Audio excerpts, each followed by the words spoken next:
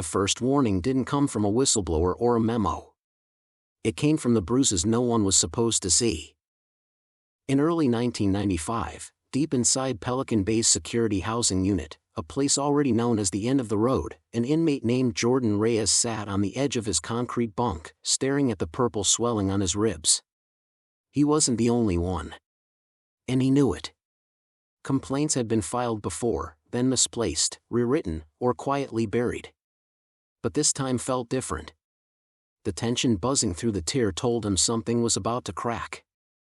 If stories like this fascinate you, hit subscribe, because this one only gets darker.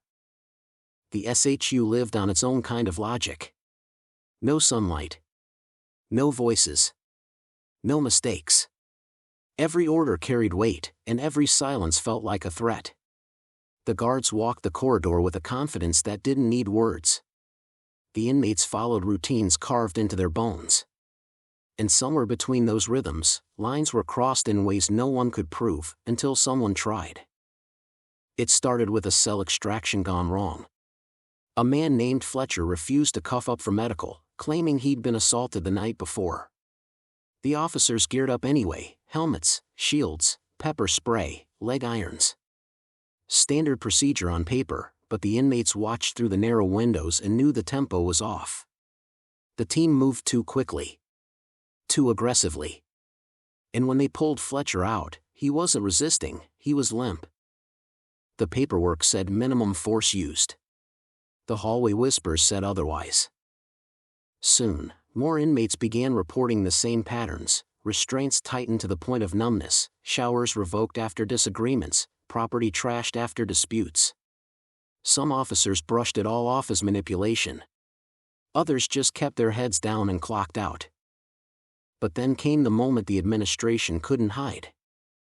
A nurse, exhausted after back-to-back shifts, wrote a medical note exactly as she saw it: unexplained injuries inconsistent with reported incident. She didn't know her report would be photocopied, passed from hand to hand, and ultimately land on the desk of someone outside the prison walls. Someone who had been waiting for proof. Within days, quiet murmurs turned into formal allegations. Rumors hit Sacramento. And a question that had been avoided for years was suddenly impossible to ignore: what was really happening inside Pelican Bay's most secretive unit? One morning that spring, the SHU woke up to the sound of unfamiliar footsteps, state officials, federal observers, and clipboards that didn't bend. The guards straightened their posture. The inmates stood at their cell doors. Everyone felt the shift. Because for the first time in years, someone was watching. And Jordan Reyes, still staring at the fading bruise on his ribs, understood something that sent a current through him. This wasn't just another complaint. This was the investigation no one inside the SHU ever thought would actually happen. The investigators didn't come in swinging. They came in listening, clipboards tucked under their arms, eyes taking in every inch of the tier. But in a place like Pelican Bay's SHU, silence did most of the talking. Jordan Reyes watched from behind a narrow glass as one official spoke with a sergeant. Their voices were low, controlled. The kind of conversation where every sentence carried risk. The sergeant insisted procedures were followed. The official nodded politely, but kept writing. That alone sent a ripple of unease through the block. The inmates felt it immediately. A shift in power. A tightening in the air. Complaints that were once ignored were now being reviewed, cross-checked, compared. Some prisoners whispered through vents, weighing whether to speak up. In the SHU, truth wasn't just dangerous, it was a gamble with consequences. 8 cells down, Fletcher returned from medical with his arm strapped in a sling. He didn't say a word, but his eyes said enough. And when investigators asked for his version of events, he didn't hold back. He described knees in his back, restraints cinched until his fingers went numb, and a blow he never saw coming. Every detail logged. Every bruise photographed. What he didn't know was that his statement matched several others already collected. But pressure didn't just fall on the inmates. It fell hard on the officers too. Inside the break room, tension cut deeper than any blade smuggled into the unit. Some guards felt targeted, convinced the investigation was built on lies from inmates desperate for leverage. Others stayed quiet, replaying certain moments in their heads: the extraction that escalated too fast, the argument that got too heated, the punishment that crossed an unspoken line. One officer, Morales, couldn't shake the anxiety. He had worked the SHU for years. He'd seen good men lose their tempers, bad men hide behind badges, and countless inmates manipulate every crack in the system. But when investigators asked him about patterns of force, he hesitated for just a second too long. They noticed. Meanwhile, inmates began to test the waters. Confident ones pushed to talk. Fearful ones stayed silent. But every new interview deepened the picture: unnecessary cell extractions, retaliatory searches, restraints left on past policy limits, and medical notes that didn't match official reports. These weren't isolated incidents. They looked like a system. When investigators requested use of force logs from the past year, the room froze. The stack of paperwork was too thick, too repetitive, too similar. Dates changed, names changed, but the descriptions felt copy-pasted. The pattern was undeniable. Still, Pelican Bay's administration pushed back. They argued that the SHU housed the state's most violent offenders. That force was sometimes necessary. That inmates exaggerated. And some of that was true. But not all of it. Then came the moment that shifted everything. A missing video, a routine extraction that should have been recorded, turned up in an unmarked envelope, slid under the investigator's door. No note. No signature. Just proof. Proof that didn't match the report. Proof someone inside the SHU wanted the truth out. And Jordan Reyes, hearing the whispers spread across the tier, realized something no inmate ever expected: someone on the other side of the door might be ready to talk. The unmarked envelope changed the tone of the entire investigation.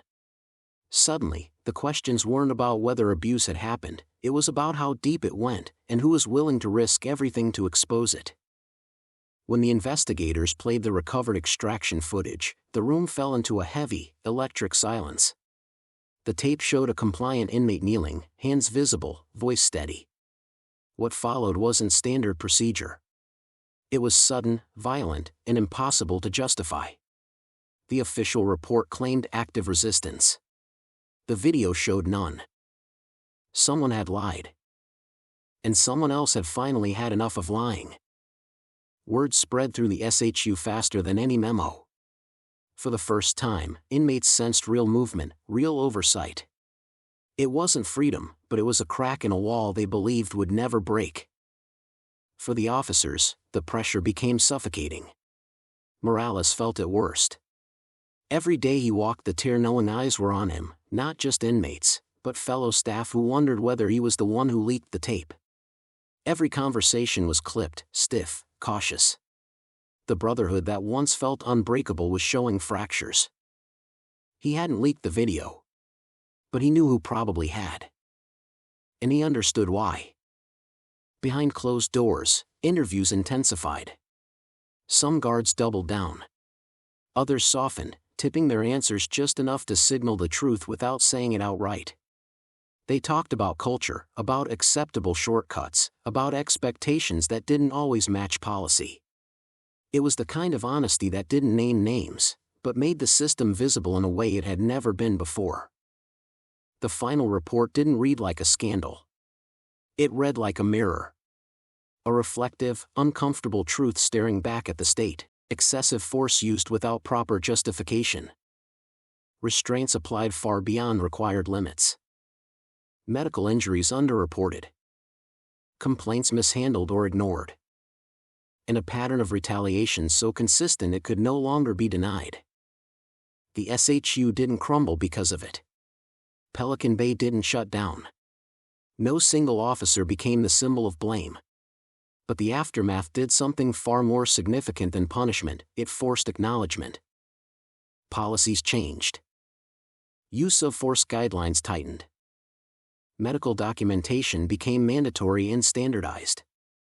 And, for the first time, oversight teams were given real access instead of escorted tours. To outsiders, it looked like a small step. Inside the SHU, it felt like someone had lifted a corner of the darkness and let just enough light in to show what people had always whispered about. Jordan Reyes heard about the reforms months later, long after the investigators had left. He wasn't expecting miracles. But knowing someone finally listened, someone finally believed them, felt like a rare kind of victory in a place built on silence. The truth had survived the walls. And once it got out, it couldn't be buried again. If you think the story was intense, the next one will leave you speechless. Subscribe for more true crime stories that'll keep you on the edge of your seat.